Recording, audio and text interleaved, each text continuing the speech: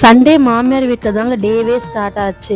அவங்க கூட போய் ஃபிஷ் மார்க்கெட் போயிட்டு ஃபிஷ் எல்லாம் வாங்கிட்டு வந்தோங்க. இன்னைக்கு வந்து மீன் குழம்பு, மீன் ஃப்ரை பண்ணி கொடுத்தாங்க. அப்புறம் வந்து ப்ரான் செஞ்சு கொடுத்தாங்கங்க. எல்லாத்தையுமே சாப்பிட்டுட்டு சூப்பராக இருந்தது டேஸ்ட். எல்லாத்தையும் நாங்கள் சாப்பிட்டுட்டு அப்புறம் நான் வீட்டுக்கு வந்துட்டேங்க.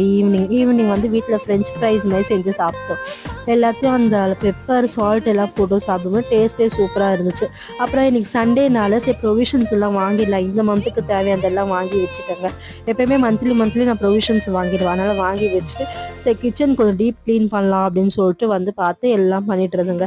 இந்த டீப் க்ளீன் பண்ணும்போது மட்டும் நம்மளுக்கு எங்கேருந்து தான் டயர்ட் ஆகும்னு தெரியல. அவ்வளோ ஐயோ நாளைக்கு பார்த்துக்கலாமான்னு இருக்கும்.